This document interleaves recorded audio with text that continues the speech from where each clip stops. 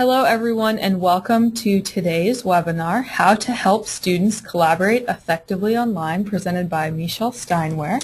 I'm so glad you could join us today. Lots of great things in store for you. A little bit about Meashell. She will tell you about herself after I introduce her, but she's been with Florida Virtual School for a while. She's been a biology and physical science instructor since 2004. She has a lot of great ideas to share about collaborating online with your students. I know we're all excited to get started, so I don't want to take too much of her time here. I just do want to briefly mention that this webinar is part of a series, the 21st Century Teaching Virtual Classroom series. We've been so thrilled to be able to provide this series to you with the help of Florida Virtual School. They've partnered with us for this series. They've pulled all of their experts. If you haven't heard of Florida Virtual School, it's probably because you're very new to virtual schooling and teaching, because they're really kind of the golden standard out there as far as virtual schooling. And it's been a great series so far. You can see we've had a few topics already. We still have that virtual field trips webinar coming up and then a panel discussion at the end. So if you haven't seen these webinars yet, go check out your recordings, sign up for the couple of future webinars coming up, and select future webinars are available free and open to the public. So if you'd like to invite your friends, simpleK12.com/webinars is the link to share with them. So very quickly before I turn it over to Meashell, I'm Kimberly Warner, the Community Manager here at simpleK12. I'll be on the back end of the webinar, so you can submit questions to me during the live webinar in the GoToWebinar questions area. There's a panel to the top right which you can expand or collapse with a little red arrow. So go ahead, put in your questions there. If it's a tech issue, I'll try and help you. If you have a question for Meashell, I can get that to her at the end of the webinar if we have time. And of course, if you're watching this as a recording, head over to the community discussions and keep the conversation going there. So I'm going to go ahead and pull up a quick poll, and then I'll unmute Meashell and we can get started here. But before we do, I'll just launch this poll real quick and ask everyone what your title is. It's always fun to see who's on the webinar with us. And Meashell, how are you today, Meashell? Doing great, thank you. Great. And I'll just give everyone a couple of seconds to vote. And I see that pretty much everyone's voted, so I'm going to go ahead and close, and I'll share the results with everyone. If you did answer other, that's perfectly fine. Please write in the GoToWebinar questions area what that means to you. And we have a great variety today. So mostly teachers, librarians, or media specialists, which is probably what you'd expect for this webinar, but we do have some staff development people here, some technology people here, administrators and principals, and then some others as well. So welcome everyone, and Meashell, I'm going to go ahead and turn the presentation over to you. Just give me 1 second here.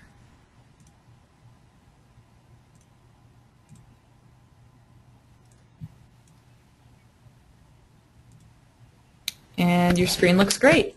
Yay! Okay, wonderful. Well, thank you, everyone. Again, I am Meashell Steinwehr. I'm really happy to have the opportunity to share what I've learned with working with online students almost 7 years now. I can't believe it. It's kind of just rushed by. It's been a joy to work with them. I've learned so much in online teaching, not just about online teaching, but about teaching in general, things that during the 4 years I was in a physical classroom I didn't know. So it's been a great ride. I have so much to present to you today, just so many ideas want to show you. So because of that, I might rush a little bit, and if I start going too fast, let Kim know and I'll slow down. But let me go ahead and tell you a little bit about myself. Okay, so I am a University of Florida graduate and a University of Central Florida graduate, so that leaves me a little conflicted during games when they play each other, but luckily it's not too often. Like Kim said, I have taught with Florida Virtual School since 2004, and before that I taught for 4 years at what we call brick and mortar school, traditional school, taught biology and earth space and health there.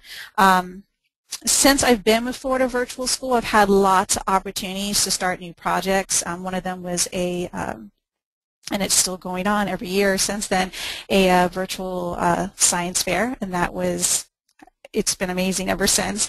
And the other thing I started was these collaborative sessions with students, what we call real-time live collaborative sessions.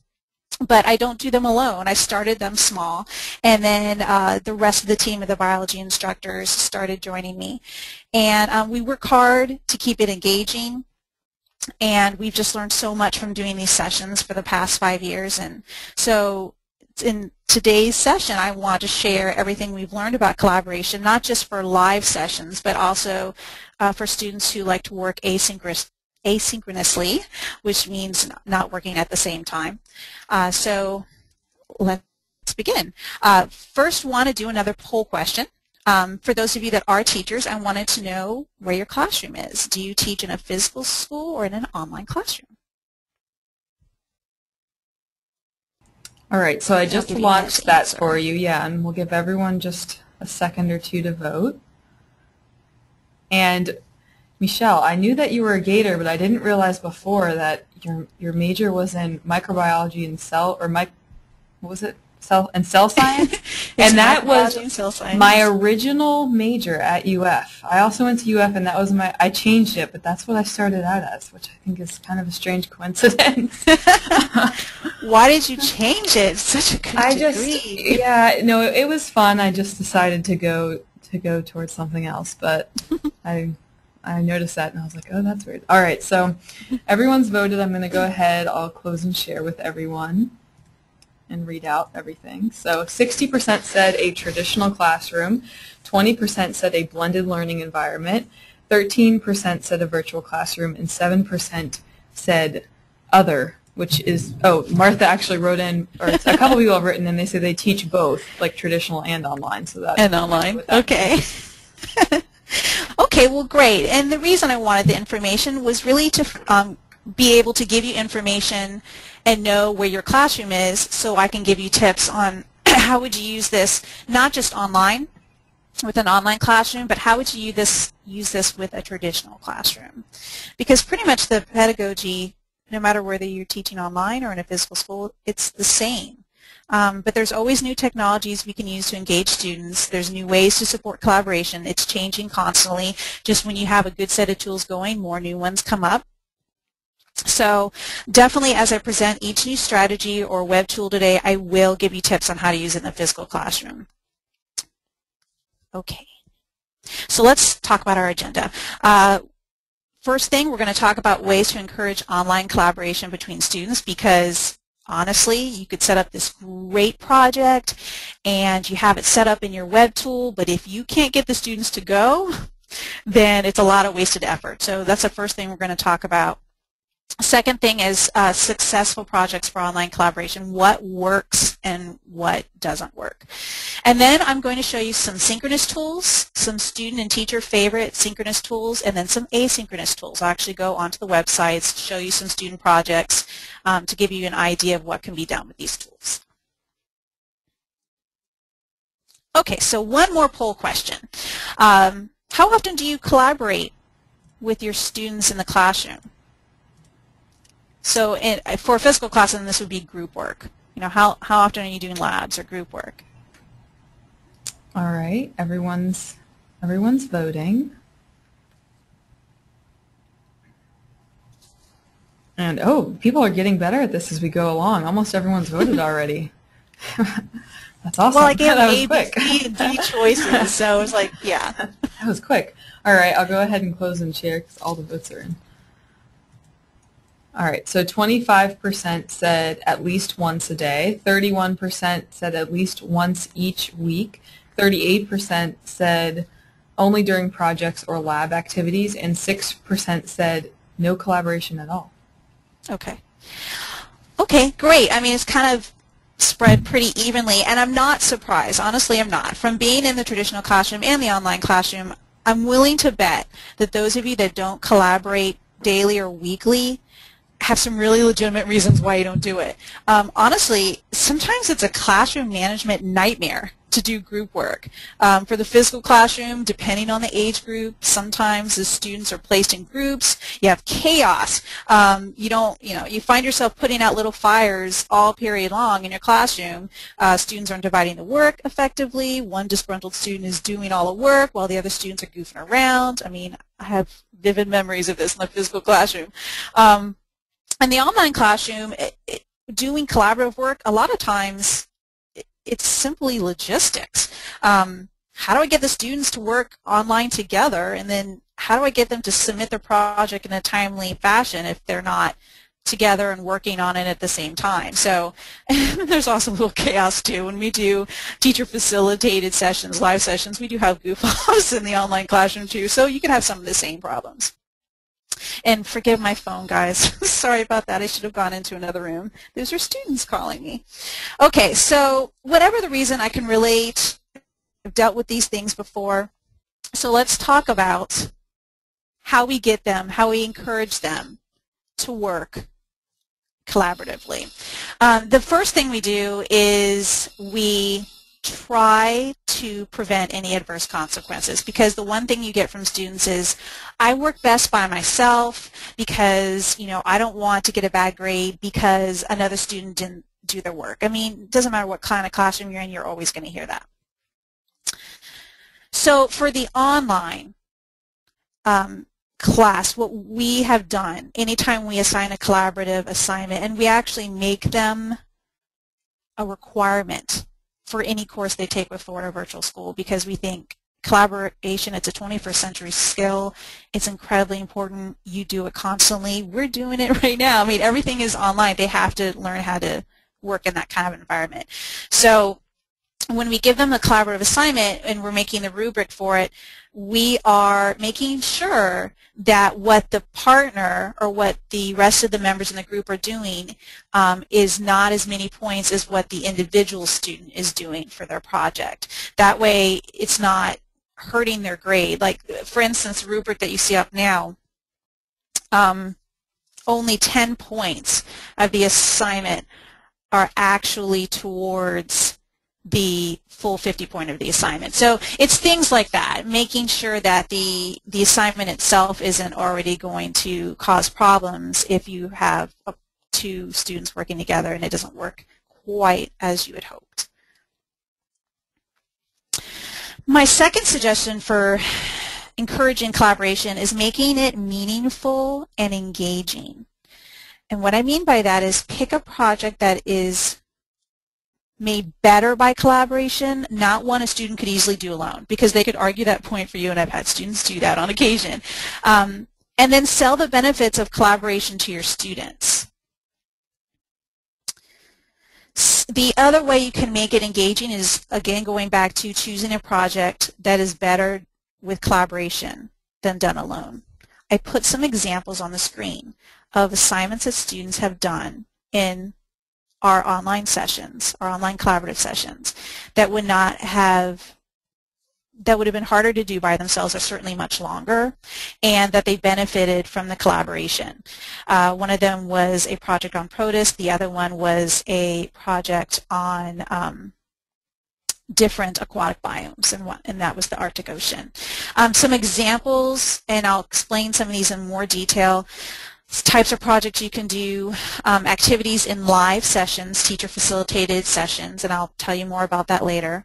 Peer reviews are working really well. We have quite a few courses that the collaborative assignment is a peer review. Debates, again, we have that in a lot of our social studies classes, debates and discussion projects. And then things that work really well asynchronously. So if you were in a physical classroom assigning something that you wanted the students to work at home, from different computers, different houses, then making web pages or presentations on shared internet websites works really well for doing that. Okay, back to selling the project to the student. This is one of the slides that our Hope class uses for their peer review assignment. Before they even start the assignment, they tell the students, this is why we're doing this. This is the purpose. This is what makes this a better project with collaboration than without it. without it. And so quite a few of us, when we do live sessions or we do collaboration or we're emailing students encouraging them to come, we put this type of information, the why behind the what. Students we want to know it, they want to know it too. Third suggestion for encouraging collaboration is don't complicate the details. Make working together an easy process. Students will get overwhelmed and avoid the collaborative projects if the directions are too complicated or too long. We try to give them small steps when we're doing collaboration. Let me give you an example. This is a screenshot from one of our teacher-facilitated live sessions, and I'll explain more about it later when we go over tools. But notice that the very first slide gives them just some small steps on how they're going to begin, just a little bit at a time. They're not going to overwhelm them. They're going to do, a few steps at a time. When we're writing our rubrics, when we're writing our collaboration instructions, that's what we're doing. Try not to complicate the details. You want to make it fun, they're doing work, but you don't want them to think they are. Here's another example. This is from the biology class when students first enter. You'll see there's a participants box, and we'll explain more about that later. But again, just a few steps at a time. And this is really the best way to do it without overwhelming them. And then lastly, here's my last suggestion. Invite and advertise. I've noticed personally that the phone call invitation is the best tool. Not only can I explain to them the why behind the what on the phone call, just giving a personal invite sort of makes my students feel a little bit more obligated to attend. And they can ask questions about it, so if they have fears about it in any way or adverse consequences, anything, when I have them on the phone, they can, ask about it. Now, in a traditional classroom, it's great. You have them all in front of you. So you can start talking to them about what the project is going to be and calm their fears right then when they're in the class. But if you're an online teacher, you can do it by phone. We also send email invites. I put some examples on the screen to give you an idea of the kind of things that we put. In our online classes, we have what we call announcement pages, and it's kind of like a teacher bulletin board. And so we put these things on these big icons and advertisements on the bulletin board so that the students can see it every time they sign in. And then they know that they can go to these sessions for the different collaborative projects we have in our courses. And then we also email them to them too, just as a reminder.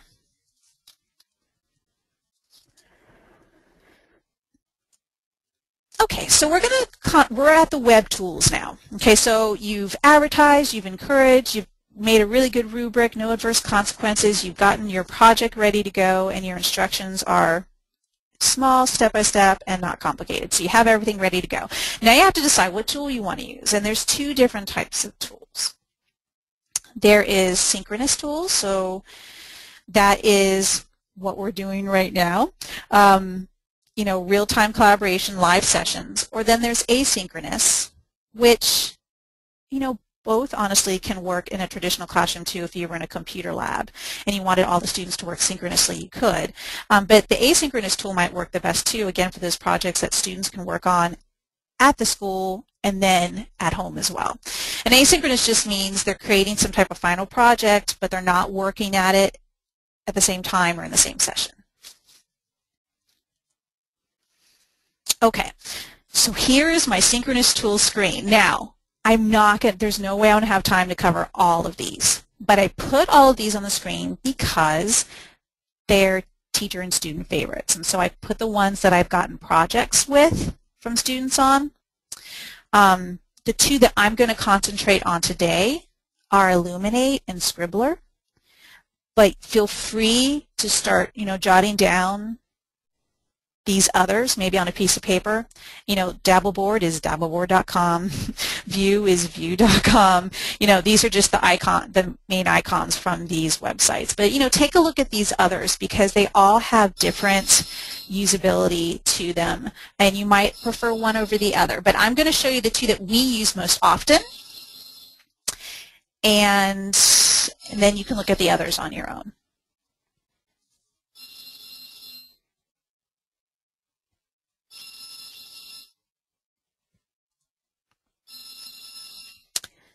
Okay. So let me go ahead and talk about Elluminate. Honestly, it's our favorite. It's our favorite Florida Virtual School. It's our we do teacher facilitated collaboration. It's a live session. It's my staple when I'm trying to do collaboration with students. Using Elluminate, it kind of cuts out the reliability factor. And what I mean by that is students don't have to worry if the student they're working with in the session will get the project done and emailed back to them at a later date. They don't have to worry about that because the entire project or assignment can be completed in the online session, and it can be saved by both students right away from the whiteboard. So that's what we love about Elluminate. On the screen, I put an example from the biology class and then also a comment from one of my students about the Elluminate session and why they liked it. It really is an efficient use of student and teacher time. We can get things done in an hour and a half, and it really reduces student frustration, especially if they were confused about the assignment. This particular one is what I've done a version of in a traditional classroom. It's a lab activity on genetics. And so of course it's better with another student because one is acting as the mother and donating their alleles, and the other one's acting as the father. So that's not any fun when it's just one person. So it's a pretty easy sell as far as getting students to go, and they really enjoy it, being able to do it together. All right, so let me show you a little bit about what Elluminate looks like. You're going to see on the top left-hand corner there is a participants box. And you're going to see a lot of moderators there right now. You see the moderators are dark. The students are not. The students are in the regular font. And if I had, since this is only a screenshot, if I had the chance to move the scroll button up and down, you would see that there's 69 students in this collaborative session right now. What's nice about Elluminate is they can chat with each other. We can chat with our students. They can chat with us. They can use the audio button that's on the bottom left-hand side. There's also a whiteboard where they complete their projects. There's icons on the left of the whiteboard that allow them to type, add pictures, all of it. So it makes it really nice. The other thing that we can do in Elluminate is we can do file exchanges. So if I want to send a file, if I say, okay, this is the project we're going to do today, I'm sending everyone a file, I can send it and it'll go to every single student and they can accept it and download it. So it just makes it really nice. Some things that I think it does that will help at least. And we're not going to go over every single icon in Elluminate because it's a lot. And in Elluminate.com there are training videos you can watch.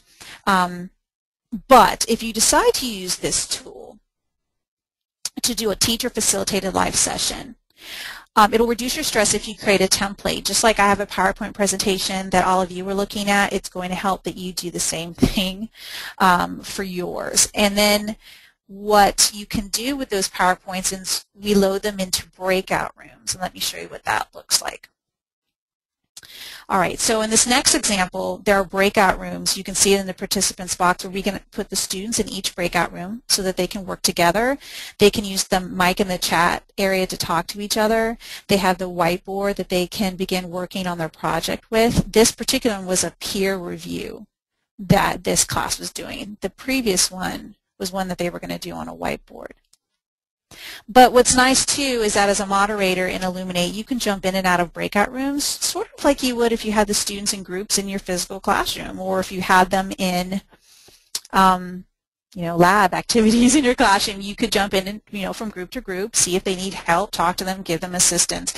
And that's what we like about it, honestly, is being able to help them, and it almost feels like a real classroom being able to do that.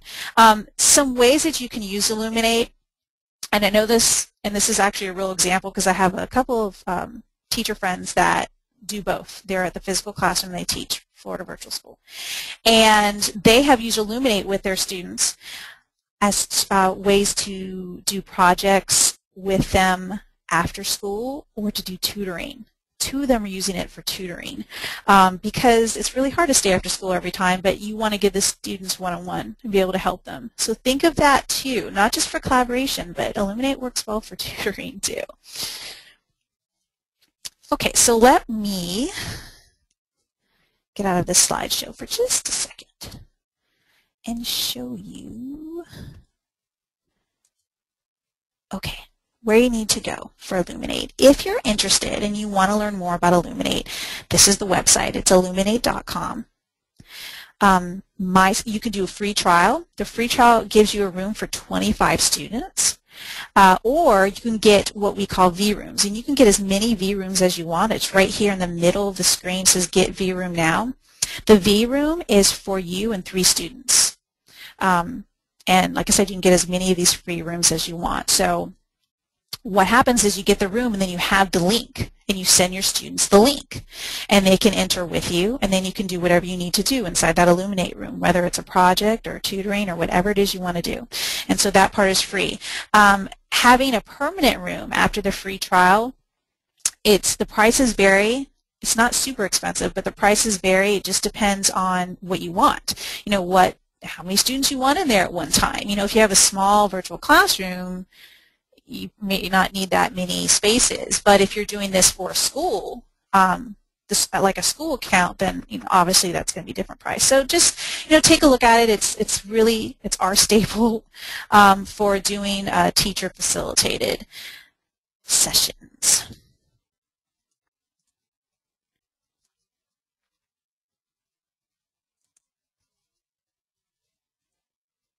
Okay, so the next one I want to go over is Scribbler.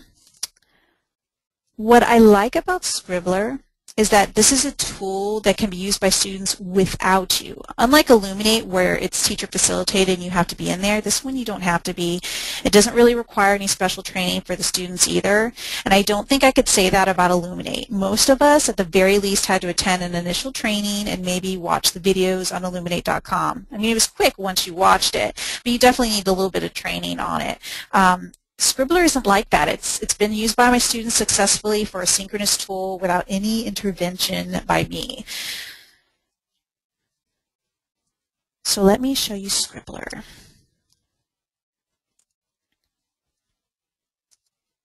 Okay, so I'm already logged in to Scribbler, and you can see already how uncomplicated it is. There's not very many icons in Scribbler, very many links. It's very simple.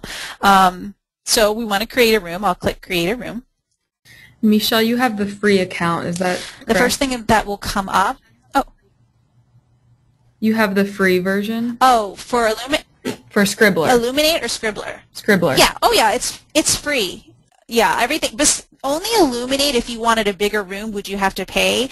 Everything else I'm going to show you today is free.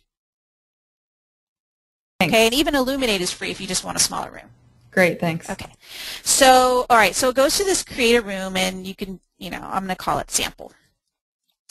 And the one thing you have to do, what I like to do, and I tell students to do, is click off of public room, because you don't want this in a list of rooms that people can enter. And by the way, and I should have said this before, but I'm going, if you don't catch everything I say about each tool, I've provided Kim with a supplemental page of instructions for the tools I show you, so you can reference the sheet and go back to these tools and learn more. The supplemental sheet I gave her also is instructions you can send directly to students to help them with their collaborative projects. It's the same one I use. So when I tell students, hey, you're going to work with Jill, okay, that's great. You two are going to work together. Why don't you try these tools? And I'll send them these little instructions just to get them started. And then once they're in there, they're ready to go. So if you don't catch everything, don't worry, because it's on that sheet.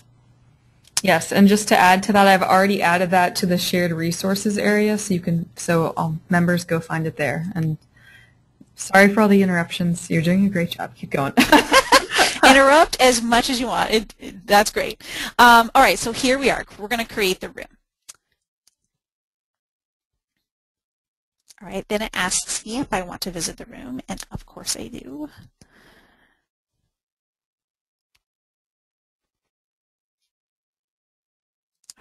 Okay, and here it is.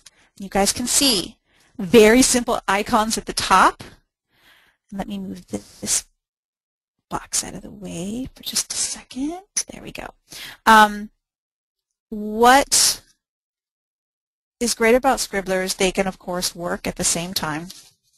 They can both be in there. What the student can do is one of them makes the room, then you go up to room options, and you send an invite to the other student, so the other student can attend.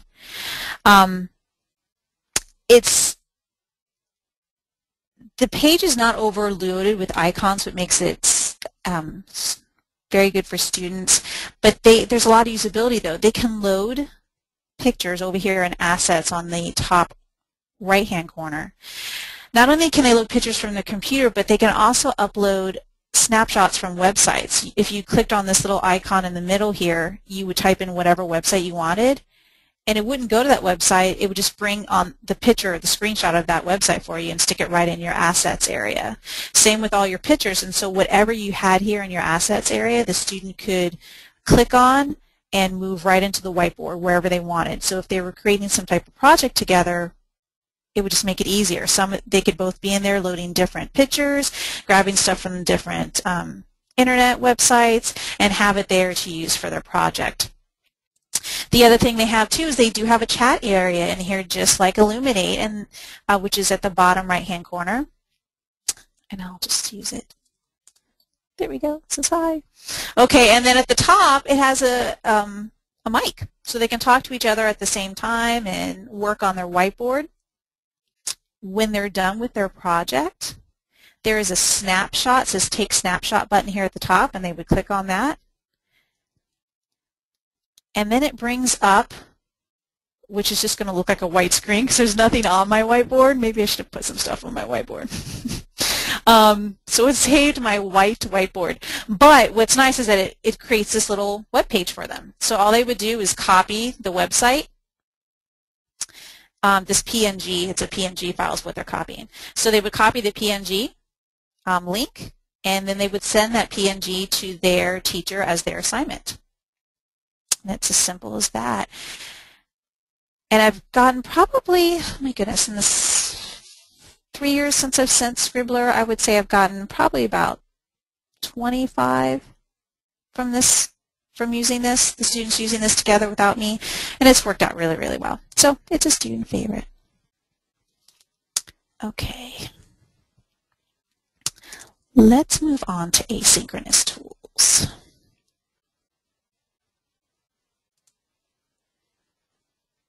All right. There are many asynchronous tools that you could use. Again, I won't have time to go over all of them, but I plan to go over 4 of them. And but take a look at these others. Glockster, students love. It's very flashy. That's why they love Glockster. If you haven't heard of it before, you can go to glockster.com and take a look, and you know what I'm talking about. VoiceThread.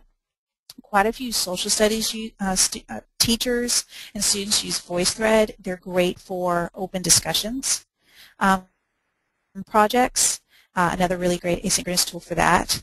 The ones that I'm going to show you today are Animoto, Google Docs, which you may have heard of these before, but I'm going to show you how we use them in collaboration, Prezi and Wix. And then you can go to Weebly.com if you want to. It's another good one. It's making a web page is what it is. It's for web pages.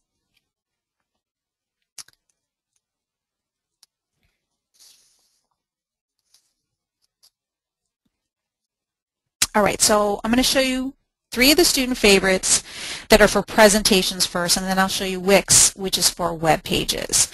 I'm going to cover them only briefly, mostly because of the time constraint. I only have an hour, but then also it's because Kim has informed me that there are full recorded sessions for 2 of these tools, which is Animoto and Prezi. So if you want to know, more about how to use each of the icons within these different tools, you could go to those full recorded sessions and watch it. It's for Animoto and Prezi. I'm right, Kim, right? I didn't miss any? Yes. Prezi, we've already had, so it's in there as a recording. Animoto is coming up soon.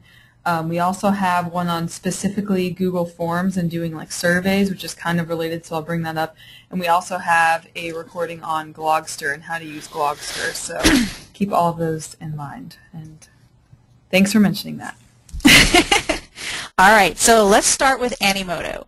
I've gotten lots of projects with Animoto. Now, let me show you. Now, unfortunately, you're not going to be able to hear. Animoto has music that goes with it, but I will push play so you can at least see it. This is one of the projects one of my students submitted for, he named it 606, but it's about Protus. Let's see.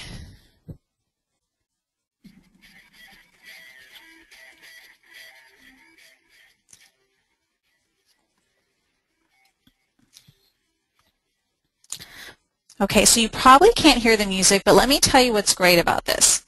It makes really fast videos. I've gone in there myself when I transferred this over from my student to see how long it would take me to make a video. I made one of like my family. It took me maybe 45 minutes to make. It was a pretty long video. And that's a good amount of time for a project, I think, if they're putting, especially when they're putting all this information into it. There's only, when they're in Animoto, there's only 3 tabs they have to worry about. The first tab is putting pictures in, the second tab is putting text in, the third tab is music, and then they're done. And it's free. Students can make free videos. If they want to make longer ones, I think it only costs like $2 or $3 if they wanted to make a really, really long one. But as far as for a project was concerned, probably the free one would be long enough. And it's really, they just like it. It's really great for collaboration, but there's only one downside. Unlike Scribbler, where they can be signed in at the same time, Animoto they can't be. Most of the time it's not a problem that they can't be because they have conflicting schedules anyway. That's why they're not going to a live session, and that's why they're working asynchronously. But if they're trying to sign in at the same time, it's a problem. So, you know, students, as long as they don't want to be in there at the same time, they use the same username and password. They go in and they start adding, you know, their parts of the assignment, whatever the assignment is supposed to be. So, this one, Animoto, another thing they can do if they do want to add longer content, they can go into PowerPoint. I've had students do this and make a PowerPoint presentation, and they can load each of these PowerPoint slides into Animoto as JPEGs, JPEG pictures. So that's another way they can create this project, but students really like this one. Definitely check it out. If you can watch the full recording on all of its usability, definitely do that. I wish I could spend more time on it, but I want to be able to get to everything. Okay, a second tool students use quite a bit is Prezi. You may have already taken a look at this before, just for having to do presentations on your own for something else. It's kind of a step up from PowerPoint. It's pretty interactive. It just makes it visually more interesting. And also when you're watching a Prezi, you have to click on it in order to get it to do things. That also makes students pay attention. I've sent assignments and different lessons in Prezis to make it easier for students to see and understand, and it works. But students they send me quite a few projects, collaborative projects in Prezi. This one is on the periodic table of elements. I had to pick one element and do research on it. What's nice about making students in collaborative projects or any projects, you know, if you're making them research something, what's great about making them do it in a presentation is that it really makes them pay attention to the information. So instead of just copying and pasting, which a lot of these websites don't let them do, they have to type it in. They can't copy and paste stuff in as far as text is concerned. So it really does make them pay attention to what they're looking at when they're putting the information in. And I just noticed it's just better learning for them. So this is one example. Let me show you another one. Oh, one other thing, and this goes back to integrity, which I think we had a session on integrity, online integrity. What's great about Prezi too is when the students have done the project together, their names show up here at the corner, like Tanner Hickman did this one in March, and so it's not like somebody else could submit Tanner Hickman's Prezi as their own because Tanner Hickman's name is still going to be on the top and the left. So that's another nice feature of using Prezi. Animoto did the same. I don't know if you noticed that. My name is on here because I took this with permission, of course. But I borrowed his project to show you. But it'll show the name. It'll show the original person who whose count it is. So they do that in Prezi also. And there's lots of different background students can use. Again, this is another one that has a full recorded session that you can watch. But I wanted to show you what it looks like as far as what do students see when they're using Prezi, if you've never seen it yourself before.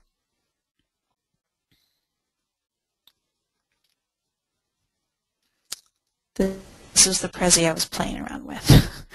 So I will show you how easy it is for students to put stuff in and edit.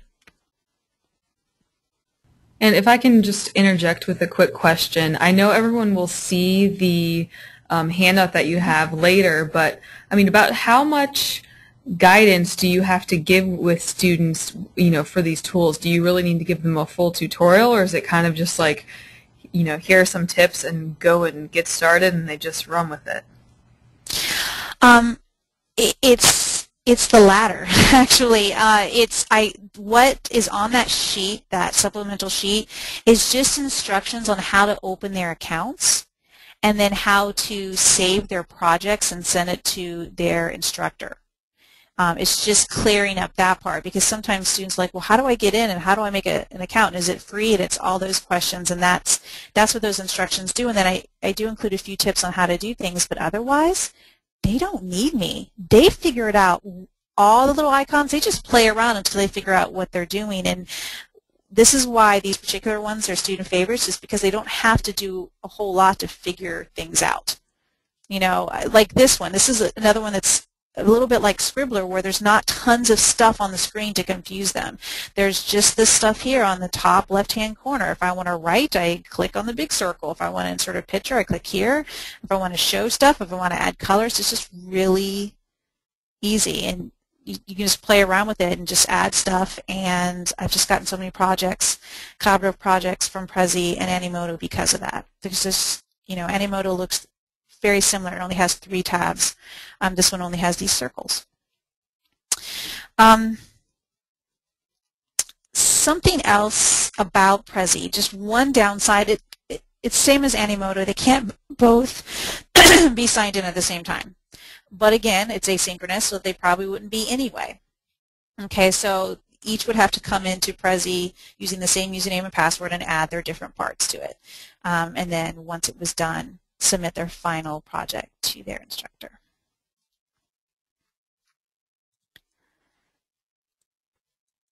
Okay, now to Google Docs. Google Docs can be used in so many different ways. It's not just for presentations. If you look at the top, if you've never seen Google Docs before, if you look at the top left-hand corner, you can make documents, presentations, spreadsheets, forms, drawings. It is a great resource for students who do not have Microsoft Word. Okay, so if you have a student in your physical classroom and you say, okay, I've got this great project we're going to do, and you explain it, and then you get like 5 hands that raise, I don't have Microsoft Word at home, or I don't have PowerPoint at home. Not a problem, because they can use Google Docs. Let me show you a sample. I think it may have signed me out. It took too long. I signed in too early. Let's see. Maybe not.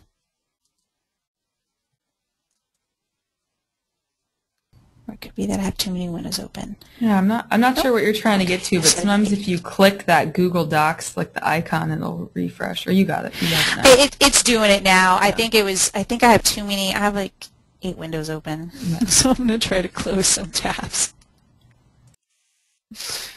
All right. There it is. I found it.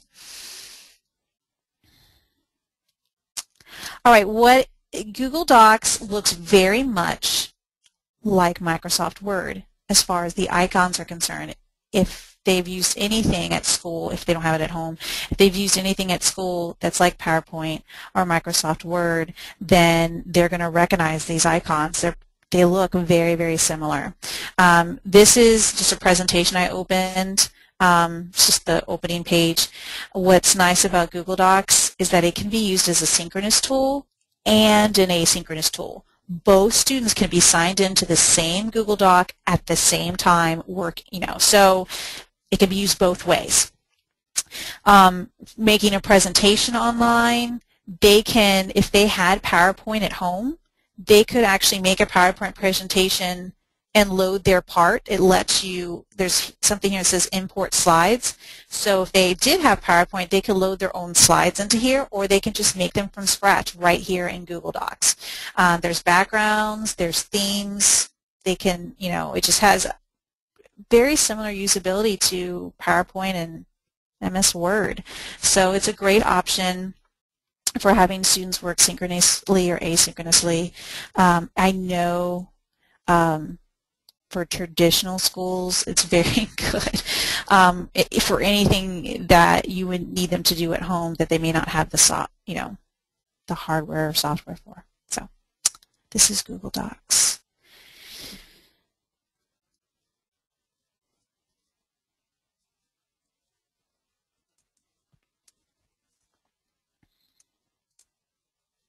Okay, this last tool is not for presentations like the other three. This one is for web pages. I've gotten lots of assignments from this. This is my personal one that I'm showing you, but I've gotten lots of assignments from students for Wix, for web pages. It's definitely an asynchronous tool. It couldn't be used as both like Google Docs could. Students would just need to share their username and password so they could get in and work on a project.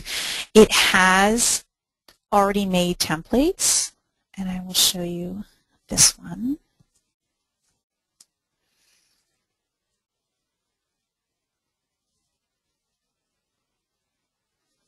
So students can pick an already made template to work off of, like I did for this one, or they can have a blank template. But what is nice about Wix goes back to that whole usability and easy icons. I would say out of all the things I showed you today, though, Wix is the best at this. Everything in Wix is a picture. The icon opens to more icons where everything that they're going to be able to do is shown to them visually. And for students that aren't as techie savvy, that's very helpful. So let me give you an example. If you look at the right-hand side, where it says Add. So if I roll over Add, again, everything is a picture. If I want to add text, there, of course it has some words there too, but the icons are pretty, explicit, pretty self-explanatory is what you're, asking it to do. But like if I roll over text, even what the text is supposed to look like is another icon. The different galleries, how I want the slideshow set up, like if I wanted to make a slideshow in my web page or how I wanted to show up, those are pictures too. The music and video is, the clip art, if they want to add shapes or animations, it's so easy. Let me click on animations to show you. And then they give them tons of choices of what they want to add in their animations. Animations and dancers and anything that they would want to add. It just makes it really, really easy, and they just click on it and pull it over.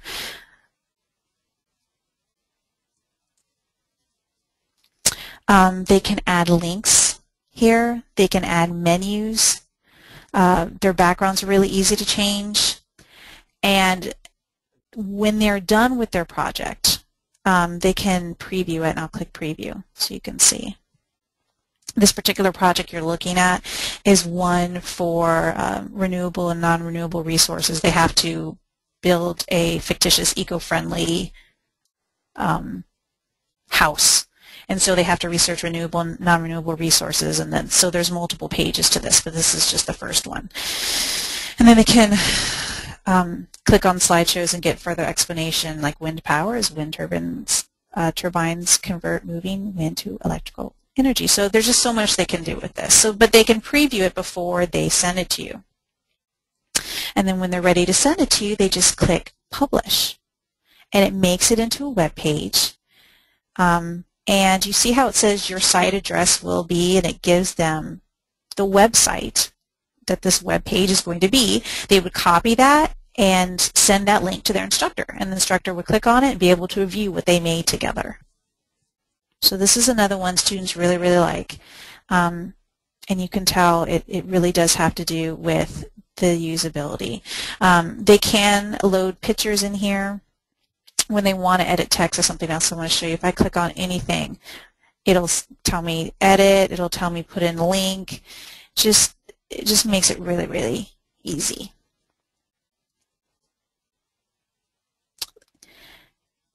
Kim, let me stop here because I managed to leave myself a few minutes. Is there anything that the participants want me to go back to, since I kind of rushed through stuff just to make sure I got through everything? Okay, yeah, that's a good idea. I'll give everyone just a couple of seconds to write in, and I just want to add for everyone out there listening that I had never heard of Wix before. Meashell told me about it, and I went and played around with it, and I was honestly blown away by what you can do with that. And I know there are people out there looking at that final the finished preview that you showed and thinking, what is all this flash, things moving around? I can't do that. No, it's all so easy to do. I don't know anything about Flash. I barely know anything about HTML, and I wouldn't even have to know anything about HTML to use Wix anyway. I'm so amazed that something like Wix is available, and not only just available, but available for free. So I just wanted to add that in because I fell in love with Wix after you told me about it a week or two ago. And thank you for adding that, because it's a good point. Like all these little flashy things you see, you don't create that. You don't have to create any of it. You just click, oh, look, this looks pretty, and you put it in there, and it's already made for you. Let's see what this looks like. Oh, okay, let's try this. Oh, don't want that. Let's delete it out, try something else. It's so easy. Right. Exactly. You don't have to figure out HTML code. What you're looking at, by the way, right now is a web page I made for my students using Wix. So like these things, the course demo videos, lesson demo videos, these are videos I made to teach them how to do things in the course. But you see how it's flipping when I roll over it? I didn't have to say flip, when I roll over it. I didn't have to do anything. I just had to click something that looked pretty, and it made it for me. So it was very, very easy.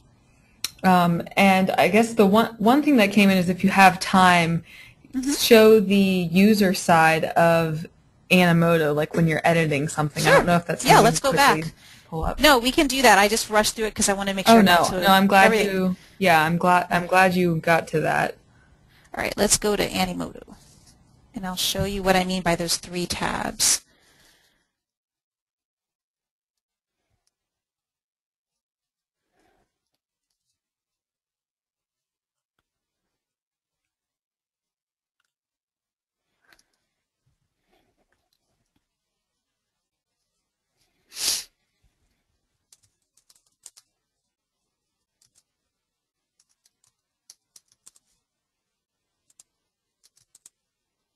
I'm so glad they hide passwords.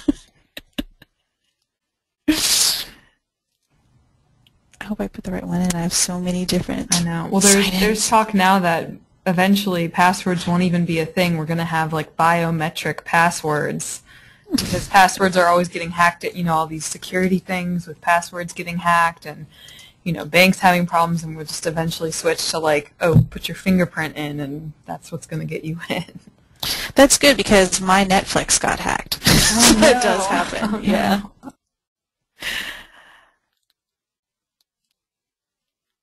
Okay, I found the right one.